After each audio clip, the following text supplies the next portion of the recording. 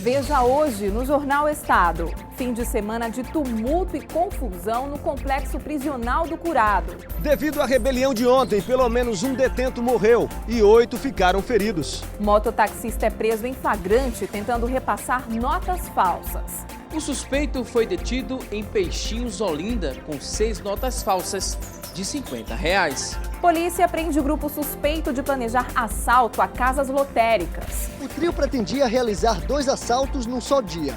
Um quarto suspeito conseguiu fugir. Trânsito lento no primeiro dia do ano letivo.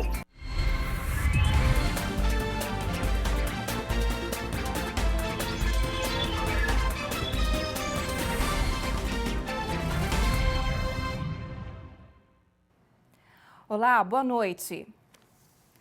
Morreu hoje um dos 9 detentos feridos no último domingo durante um tumulto registrado no complexo prisional do Curado. Desde o início das séries de rebeliões em janeiro, 5 mortes foram confirmadas. O fim de semana foi tenso para os centenas de detentos que cumprem pena no presídio do Curado, especialmente dos pavilhões I e P do Pejalbe. Um saldo de 12 feridos e 2 mortos. Um deles, David Bezerra dos Santos, de 20 anos, que, segundo a mãe, foi vítima de um disparo de arma de fogo. Ele não falava que era ameaçado, todo mundo gostava dele. Inclusive, quando ele foi morto no sábado, algumas filmagens que estão circulando na internet mostram o desespero dos outros detentos quando viram que ele estava caído lá. A cabeça dele estava completamente, a massa cefálica saindo, e todo mundo desesperado, chamando ele, porque o apelido dele era Artigo. Artigo morreu, desce com ele, desce com ele. Ela nos confirmou que pagava R$120 pela dormida e segurança do filho, há pelo menos 4 meses. Tudo que ele fazia, ele tinha que dormir, eu tinha que pagar a cela dele, ele era R$10 um biscoito, ele já apanhou na cara porque comprou esse biscoito e eu não mandei o dinheiro naquela data, ele já apanhou na cara já. E quando atrasava o aluguel, ele tinha que dormir e voltar para o corredor até que eu mandasse novamente o dinheiro para ele voltar a dormir dentro da cela. E por isso que eu estava no Rio, porque aí eu tinha que custear tudo isso. Além da morte de David Bezerra dos Santos, de 20 anos, a assessoria das SERES, Secretaria de Ressocialização do Estado, confirmou a morte de outro detento, Paulo da Silva Tavares, de 39 anos, que morreu vítima de ferimentos múltiplos ao dar entrada no Hospital Otávio de Freitas na noite de ontem. Hoje pela manhã, a situação se mostrou aparentemente tranquila no complexo prisional do Curado. Apesar da calmaria, dezenas de homens do batalhão de choque, do CIOI e da Cipicães foram acionados, fortemente armados, e lhe entraram em fileira no presídio para uma revista minuciosa. Durante toda a manhã, o clima foi de calmaria. E a Polícia Militar apreendeu 3 pessoas durante a Operação Crack em Salgueiro, sertão de Pernambuco. Na boca de fumo estavam Maria do Rosário Silva de Oliveira, Alessandro Silva de Oliveira, além do usuário Wilson de Matos.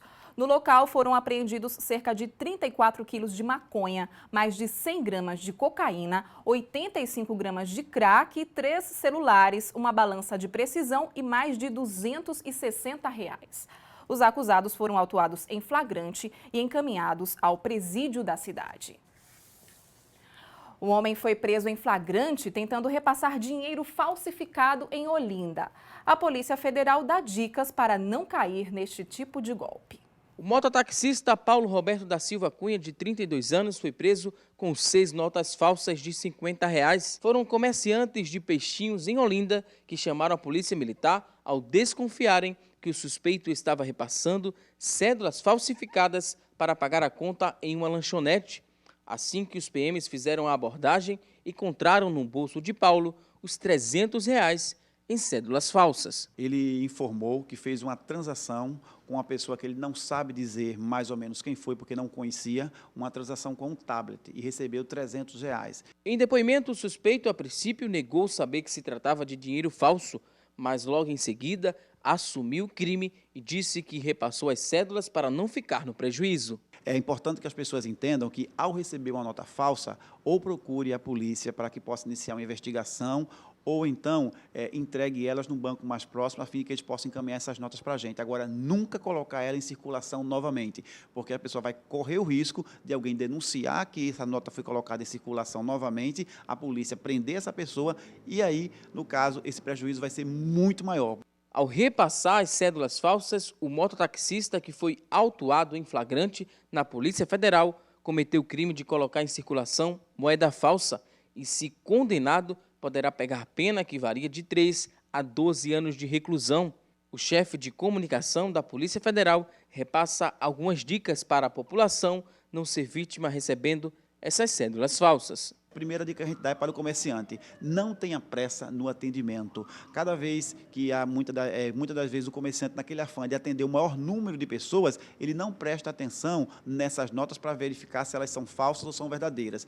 A outra dica que a gente dá são 3 para as pessoas. Ao receber uma nota, a primeira dica que a gente dá é: veja a textura dessa nota. Na nota falsa, ela costuma ser lisa. Na nota verdadeira, ela costuma ser um pouco áspera. E se você passar o dedo na nota, você vai ver até o alto relevo dos itens de segurança. A segunda dica que a gente dá com relação à impressão: na nota falsa, ela não costuma ser tão nítida como na verdadeira. E a terceira e última dica é colocar essa nota contra a luz e a pessoa vai observar vários itens de segurança que numa nota falsa dificilmente vai ter tantos itens de segurança. Na dúvida, é sempre comparar uma nota falsa com a nota verdadeira. E para não esquecer essas informações, outra dica é baixar o aplicativo Dinheiro Brasileiro. A pessoa vai baixar ou para o seu smartphone ou para o seu tablet, e aí ele vai dar uma série de notas de determinados valores com os itens de segurança e onde ele se encontra. Clicando em cada item de segurança dele, você vai ver as informações necessárias para que aquela nota não seja uma nota falsa. Então, é muito importante a pessoa baixar esse dispositivo, que a qualquer momento a pessoa que recebeu a nota e tiver dúvida, vai nesse aplicativo e vê esses itens de segurança com a maior facilidade. Após deter Marcelo Ferreira da Silva, de 47 anos, suspeito de assalto no Alto do Pascoal, policiais militares foram abordados por Ulisses Simplício, que se dizia da PM e que, segundo ele, teve a arma roubada pelo acusado. Desconfiados, os policiais pediram o registro da arma e constataram que a arma era de brinquedo e que o verdadeiro nome do falso PM é José Rogério Simplício da Silva. Em seu carro foram encontrados um cinto de guarnição, uma fivela da PM e um porta-algemas. Marcelo vai responder em liberdade. Já o falso PM responderá por usurpação de serviço público e terá que pagar fiança de 10 salários mínimos. A Polícia Civil prendeu 3 pessoas que planejavam assaltar 2 casas lotéricas na região metropolitana do Recife. Com o trio foram apreendidas 4 armas, munição e maconha. Hildo Feitosa Marinho, de 36 anos, era o líder do grupo. Para a polícia, um homem perigoso. Em 2006, ele participou de um roubo ao então secretário executivo de Segurança Pública do Estado. Na ação, conseguiu levar o colete e armamento do secretário, material que foi recuperado em seguida. Em setembro do ano passado, Hildo passou a ser foragido da penitenciária agroindustrial São João, em Itamaracá. Ele rompeu a tornozeleira eletrônica e não voltou mais para a unidade prisional. Nos últimos meses, o homem, também conhecido como Bozó, vinha sendo investigado pela polícia por organizar um esquema de assaltos a casas lotéricas na região metropolitana do Recife. No início da manhã da última sexta-feira, ele e outros comparsas, Tarcísio Mariano da Silva, de 25 anos, conhecido como Negão, Jefferson Dias da Silva, de 26, e outro suspeito identificado apenas como Germes, se organizavam para assaltar 2 casas lotéricas, uma no centro de Camaragibe e outra no centro de Paulista. Mas o plano criminoso foi impedido pela ação rápida da polícia, que conseguiu interceptar o grupo momentos antes do primeiro assalto. O plano seria justamente esse. O Germes, vindo de Barreiros, e o Jefferson, de Camaragibe, ficariam na fila da casa lotérica esperando abrir. Quando a casa lotérica abrisse, os 2, juntamente com o Bozó e o Tarcísio, que já estariam num veículo, eles invadiriam a casa lotérica, roubariam e, a partir daí, entrariam no veículo, nesse Gol que foi apreendido, viriam até Paulista e aqui sim já utilizariam a força, iriam roubar essa casa lotérica, rendendo os vigilantes. Hildo e Tarcísio foram os primeiros a serem presos. A polícia conseguiu abordá-los quando eles seguiam neste veículo modelo Gol por uma avenida do bairro de Rio Doce, em Olinda. Dentro do carro, que pertence a um parente de Tarcísio, foram encontradas 2 armas de fogo. O outro comparsa, Jefferson Dias, foi preso enquanto estava na fila da lotérica de Camaragibe. Ele e o outro suspeito, Germes, que conseguiu fugir, também estavam armados, com 12 revólveres calibre 38 e várias munições. Na casa de Jefferson, em Camaragibe, foram encontradas mais munições, além de 300 gramas de maconha. Nós entendemos já que o crime de roubo eles já estava em execução, porque os dois já estavam lá executando o plano na casa lotérica, já estavam na fila. Então, foi o crime de roubo tentado, né, com utilização de arma de fogo. Também, por eles terem certa ligação, né, durante essa investigação preliminar, verificando que eles tinham ligação, já tinham cometido outros roubos. E assim ficou também a associação criminosa, né, o Jefferson também pelo tráfico de droga, né, o Jefferson, e o porte de arma. Veja a seguir, carteira de estudante 2015 já pode ser solicitada. O documento garante meia entrada em transportes públicos e em eventos culturais e esportivos. Oportunidade de estágio para alunos do ensino médio. 6h10, o Jornal Estado volta em instantes.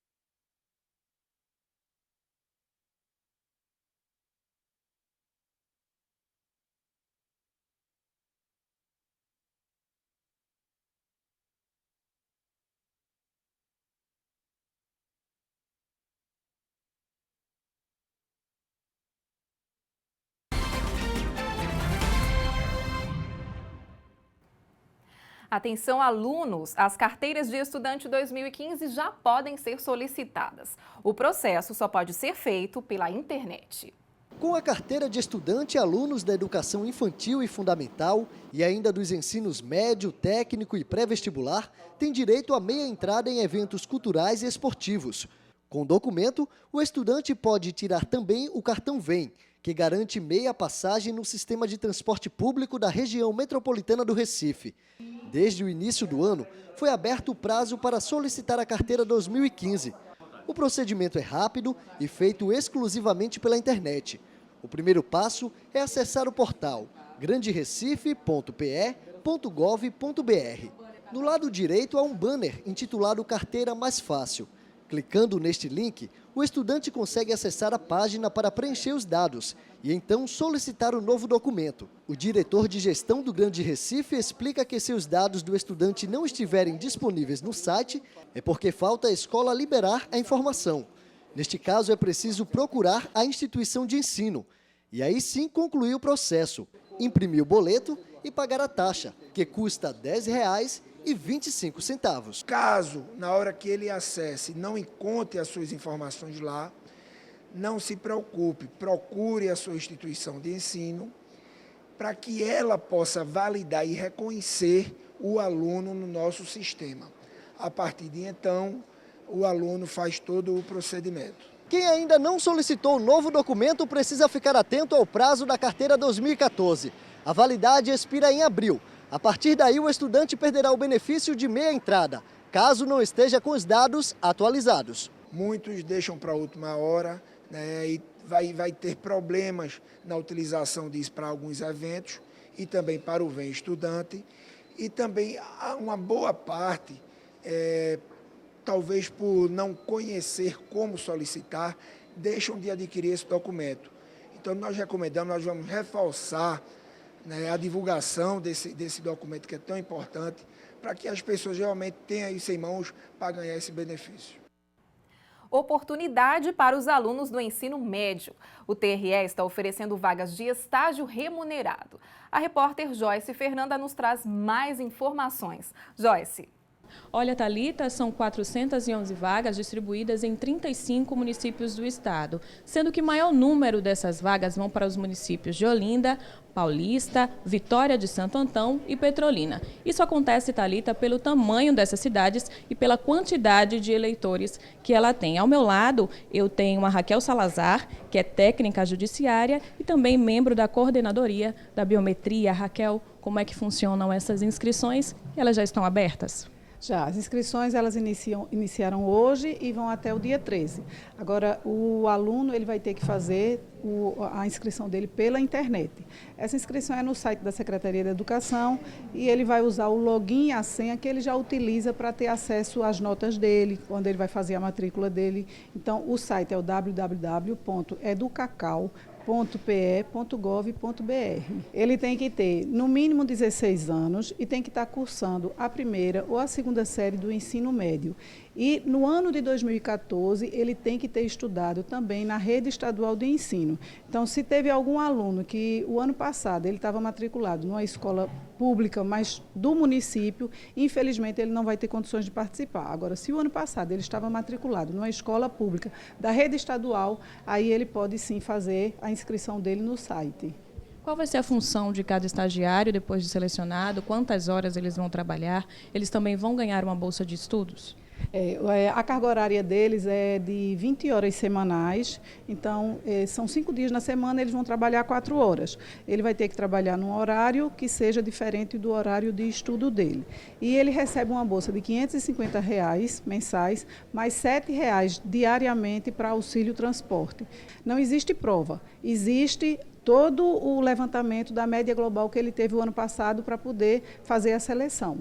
E ele vai poder conferir o resultado no site também da Secretaria, no site do Tribunal? Exatamente. No próprio site da Secretaria e no site do Tribunal, ele vai conferir, porque lá ele vai escolher para qual cidade ele vai querer trabalhar e em qual horário ele vai querer trabalhar. Qual é o site do Tribunal?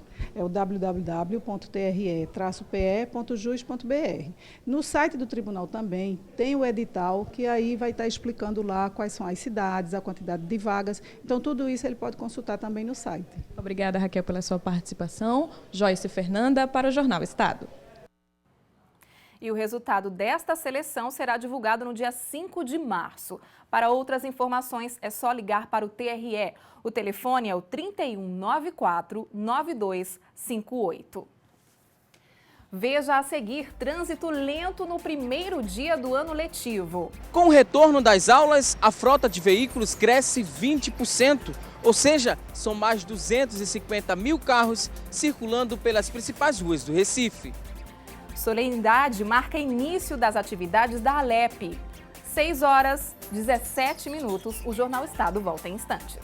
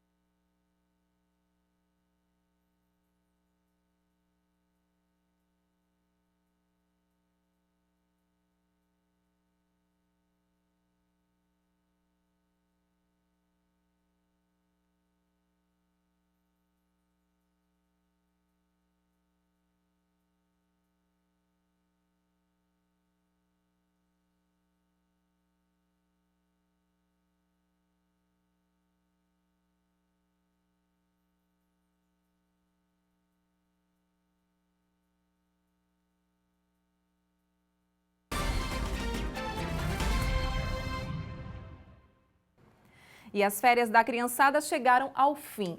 Com o início do ano letivo, a frota de veículos aumenta 20%. Por isso, a CTTU deu início à operação Volta às Aulas. Movimento intenso nas escolas particulares nesse início do ano letivo de 2015. Com o retorno das aulas, muitos alunos chegaram animados, de bicicleta, a pé e de carro com os pais. Na Avenida Doutor Malaquias, transversal a Rui Barbosa, nas Graças, o fluxo foi intenso. Aqui está localizada uma grande escola particular e, devido a esse grande movimento de carros e pedestres, a CTTU iniciou, em frente à instituição de ensino, a operação Volta às Aulas, que visa orientar os pais e alunos. Nos próximos dias, a CTTU estará com 2 ações educativas nas ruas, com o pessoal, os artistas educadores, e nas escolas nós vamos estar com o teatro, onde nós vamos debater com as crianças, os professores, comportamentos seguros. E apresentando um novo personagem, que é o Amarelinho, que é uma representação dos orientadores de trânsito que estão nos corredores da cidade. Nessa campanha estão envolvidos 50 arte-educadores e 30 agentes de trânsito. Esses arte-educadores estarão espalhados pelas faixas de pedestres de 8 corredores viários do Recife até o dia 15 de março. Eles reforçam a importância de atravessar na faixa e logo o recado é compreendido. Por que é importante atravessar na faixa? Para um carro não passar em você. Você chega, quando chega na faixa, acena para o motorista parar, como é que você faz para chegar na escola? Eu aceno e espero as pessoas pararem. Eu sempre atravesso na faixa, ou aqui na frente ou ali na frente. O que tu acha importante?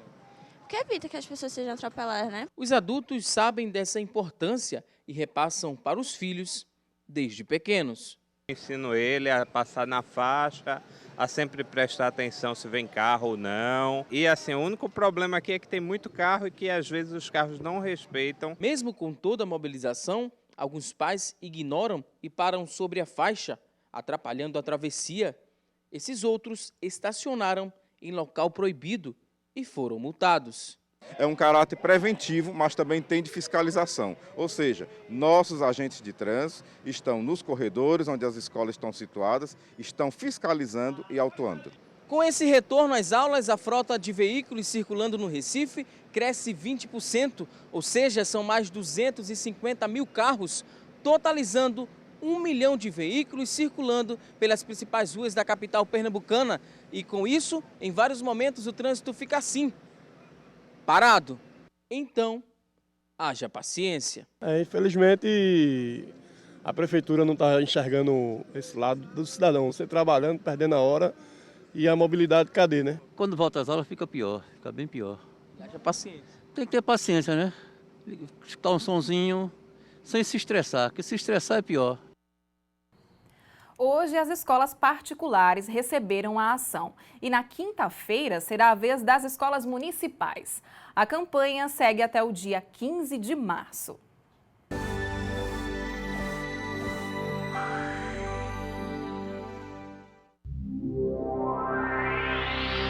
O dia hoje começou com o tempo aberto, mas há promessa de pancadas de chuva amanhã em várias partes de Pernambuco. Os termômetros marcam 36 e mínima 19 aqui no estado. Algumas nuvens em Fernando de Noronha, com mínima 24 e máxima 30. Chuviscos pela manhã aqui no Recife, na região metropolitana. A mínima chega a 24 e a máxima 31. Terça-feira de muitas nuvens e chuva de madrugada na zona da Mata Norte e na Mata Sul, com mínima 20 e máxima 31. Nuvens em todo o Agreste, 18 e 30. No Sertão, chuva com 19 e 36 graus. E no sertão do São Francisco e do Araripe também chove um pouco, com mínima 23 e máxima 35 graus. Vamos juntos conferir como está o trânsito nesta noite de segunda-feira, começando pela Rua Imperial. Como você pode observar, o trânsito está intenso, mas não há retenções na Rua Imperial. Vamos agora para a Domingos Ferreira. Como você pode observar, tranquila, Avenida Domingos Ferreira, nesta segunda-feira. O trânsito está intenso, mas não há retenções. Agora vamos à Estrada do Arraial. Trânsito também intenso, movimentado, mas também não há retenções nesta noite de segunda-feira. E um acidente deixou 2 mortos e pelo menos 10 feridos ontem na PS 62 em Goiânia. Um Fiat Strada invadiu a faixa contrária e bateu de frente com uma Kombi que fazia lotação. Um Siena que vinha atrás não conseguiu parar e bateu na traseira da Kombi. A Polícia Civil encontrou marcas de frenagem no local, mas não sabe informar se o motorista do Strada tentou uma ultrapassagem ou desviou de algum animal ou buraco. As 2 vítimas fatais estavam na Kombi. O Corpo de Bombeiros e o SAMU mobilizaram ambulâncias e até helicóptero para resgatar os feridos. E hoje foi realizada a cerimônia de abertura da sessão legislativa da Alep. Guilherme Uchoa continua como presidente da casa. Dos 49 deputados que compõem a bancada da Assembleia Legislativa de Pernambuco, empossados neste último domingo, 21 deles são novatos. Hoje foi dado início às atividades legislativas e na presidência da casa, pelo 5º mandato consecutivo, Guilherme Uchoa, do PDT. Apesar das críticas dos deputados de oposição e da Ordem dos Advogados do Brasil em Pernambuco dizer que a reeleição seria um ato inconstitucional, o presidente da Alep diz não se abalar. Não vai ser a primeira vez que a OAB vai entrar com ação contra a Assembleia. Já é a 4ª ou é a 5ª. Nós já somos luzeiros e vezeiros dessa situação. E eu espero que a OAB, não sei por que tanto anúncio, isso já era previsível. Para o governador Paulo Câmara, prevaleceu a vontade da bancada e espera contar com o apoio dela. Eu acho que esse embate faz parte do processo democrático que acontece na maioria das casas legislativas do nosso país. E foi um embate onde o Diogo teve uma ampla maioria dos votos, que reflete bem o desejo da casa e a gente concorda com isso. E a casa foi muito clara no desejo de ter como primeiro secretário nos próximos 2 anos Diogo Moraes, que é um parceiro do governo, uma pessoa que nos acompanhou na minha campanha política, que me apoiou e que com certeza vai ter condições de fazer um grande trabalho. A oposição promete estar cada vez mais atenta. De acordo com o deputado Silvio Costa Filho, uma audiência pública já está marcada para discutir os problemas no sistema penitenciário. Na próxima semana, o nosso desejo é de já fazer uma audiência pública sobre o sistema prisional e o aumento da violência do Pacto pela Vida. Nós queremos realizar na próxima quarta-feira essa audiência pública, onde a gente vai chamar toda a sociedade civil organizada, as entidades, OAB, o Ministério Público, os secretários de ressocialização, secretário de Defesa Social, para a gente discutir esse tema que tem preocupado a todos nós pernambucanos. E o governo responde. Nós decretamos na última semana o estado de emergência. É um tema muito sério que precisa ser tratado da forma que nós estamos tratando, buscando encontrar as soluções para o desafio que é. Nós temos um conjunto de investimentos para melhorar as condições dos detentos, com mais vagas. E temos uma série de procedimentos que estão sendo tomados já, junto com o secretário Pedro Eurico, junto com a Secretaria de Justiça e Direitos Humanos. Procedimentos que são necessários para a gente ter a condição de enfrentar essa questão e minimizar o conjunto de fatores negativos que estão ocorrendo. Para quem está à procura de empregos, vamos às vagas de amanhã. A Secretaria de Trabalho no Recife oferece 5 vagas para lavador de carros com 4 meses de experiência e babá com ensino médio completo, salário de R$ 788, e mais 4 oportunidades para técnico de refrigeração, com ensino médio completo. Os salários podem passar de R$ 1.000. Tem também 6 chances para professor de inglês e confeiteiro com 6 meses de experiência e ainda 2 vagas para graniteiro com ensino fundamental completo. Salário é de mais de R$ 1.000. A Secretaria de Trabalho e Qualificação de Emprego fica na Rua da Aurora, número 425, bairro da Boa Vista, no Recife, e funciona de segunda a sexta, das 7h30 da manhã às 5 horas da tarde. Vamos agora para as manchetes dos principais sites de notícia.